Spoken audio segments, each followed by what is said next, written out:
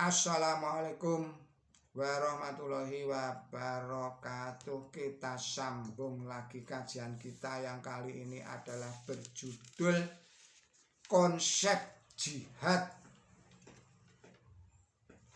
Ini adalah sebuah cuplikan dari kitab berbahasa Inggris berjudul Ahmadiyatis, yang ini diterjemahkan dan diuraikan oleh Dr. Anda Hajah Ida Rohani SU.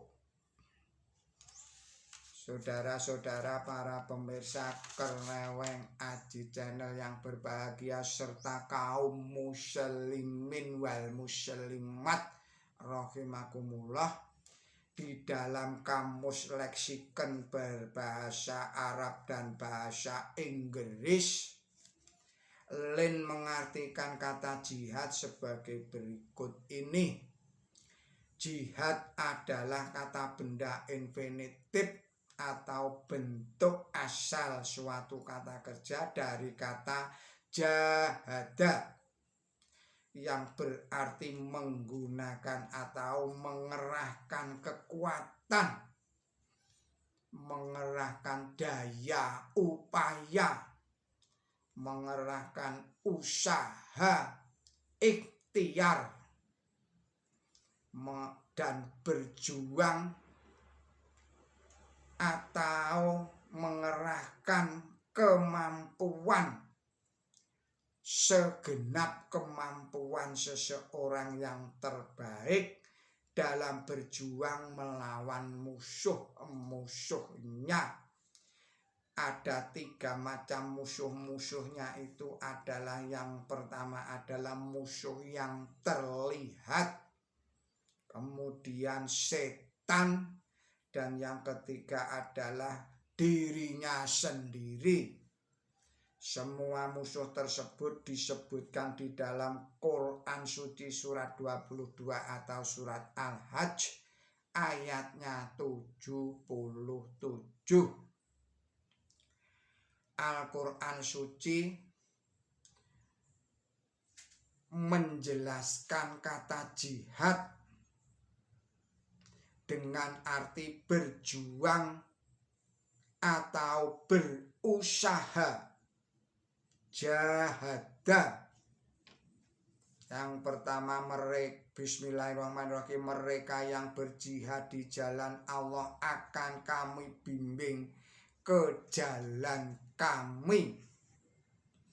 Quran Suci surat 29, yaitu surat Al-Ankabut, ayatnya adalah ayat 69. Di sini artinya adalah menjalankan perjuangan spiritual untuk mendapatkan kedekatan dengan Allah Subhanahu wa ta'ala. Yang kedua, Allah berfirman bismillahirrahmanirrahim juga di dalam surat Al-Ankabut surat nomor 29, ayatnya adalah ayat 6. Bismillahirrahmanirrahim, dan barang siapa berusaha atau jahada, ia sungguh berusaha untuk dirinya sendiri. Surat Al-Hajj ayatnya adalah ayat 6. Di sini juga berarti perjuangan untuk meraih kesucian dirinya. Yang ketiga, Allah berfirman bismillahirrahmanirrahim, kami mewajibkan manusia berlaku baik terhadap orang tuanya. Akan tetapi jika mereka atau salah seorang dari keduanya berusaha atau jahada supaya engkau mempersekutukan Allah dengan sesuatu yang lain, tiada kau ketahui, janganlah turuti mereka. Quran surat Al-Ankabut surat 29 ayatnya 8. Di sini kata jahada artinya yang berusaha, membantah atau bertengkar. Kata ini diterapkan untuk mengacu perbuatan orang-orang kafir atau kufur. Yang keempat, bismillahirrahmanirrahim, Allah berfirman di dalam surat 22 surat Al-Hajj ayatnya 78, bismillahirrahmanirrahim, berjihadlah untuk Allah dengan jihad yang pantas baginya. Yang kelima, Allah berfirman bismillahirrahmanirrahim, karena itu janganlah turut orang kafir, tetapi berjihadlah melawan mereka dengan sekuat-kuatnya jihad, dengan ini, dengan Quran ini.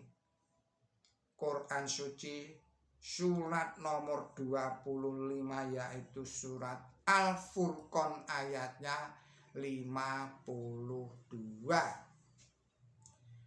Kedua ayat tersebut di atas itu mengandung perintah untuk berjihad. Yang pertama di dalam Quran suci surat 22 atau surat Al-Hajj ayatnya 78 mengacu pada jihad untuk mencapai kedekatan dengan Allah Subhanahu wa ta'ala. Yang kedua adalah di dalam Quran suci surat 25 atau surat Al-Furqan ayatnya 52 menyebutkan untuk melawan orang-orang yang menolak Islam tanpa menggunakan pedang, tetapi menggunakan Quran suci. Jihad ini disebut sebagai jihad besar dan merupakan tugas tetap yang harus dijalankan oleh segenap kaum muslimin. Yang keenam, berlawanan dengan kata jihad, Quran suci menggunakan kata qu'ud yang artinya berlawanan dengan arti kata jihad. Kata ini memperjelas arti kata jihad itu sendiri. Tidaklah sama orang-orang yang tinggal di belakang atau qu'ud di antara kaum mukmin yang tidak cacat karena luka dengan orang-orang yang berjuang di jalan Allah dengan harta mereka dan jiwa mereka. Quran suci surat 4 surat An-Nisa ayatnya 95. Qu'ud berarti mundur atau malas. Jihad berarti sebaliknya, yaitu berusaha sekuat tenaga bahkan dengan bayaran jiwanya seseorang. Ada 4 kodrati, ada 4 kondisi yang memperbolehkan orang Islam berjihad dengan pedang. Yakni yang pertama adalah perang harus diawali oleh orang kafir,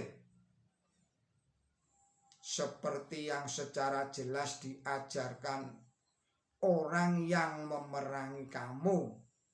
sehingga posisi kaum muslimin adalah posisi yang defensif, posisi yang mempertahankan diri dari ancamannya pihak lain, dan tidaklah ofensif, tidaklah agresif, tidak melakukan agresi di tempat orang lain. Yang kedua, ada penganiayaan terhadap kaum muslimin. Ini jika kaum muslimin dianiaya, ditindas karena mereka telah diperlakukan dengan buruk, diperlakukan dengan tidak adil, dilakukan dengan semena-mena, dan dilakukan penjajahan, pemerasan.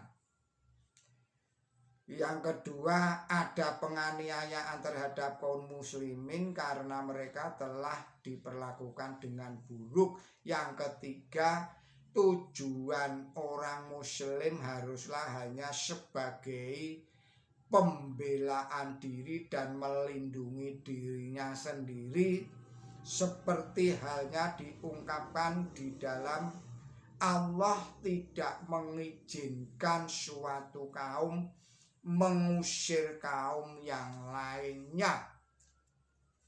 Ayat lain yang memperbolehkan berperang adalah berbunyi Bismillahirrahmanirrahim, perangilah di jalan Allah orang yang memerangi kamu, tetapi janganlah melanggar batas. Quran suci surat Al-Baqarah surat nomor 2 ayatnya 190. Saudara-saudara para pemirsa Kereweng Aji Channel yang berbahagia, serta kaum muslimin wal muslimat rahimakumullah, kiranya kita akhirkan sekian dulu video ini dan kita sambung lagi pada video-video yang berikutnya. Mohon maaf atas segala kesalahan dan kekilapan saya di dalam menyampaikan risalah ini. Billahi taufik wal hidayah, ihdinas siratal mustaqim. Wassalamualaikum warahmatullahi wabarakatuh.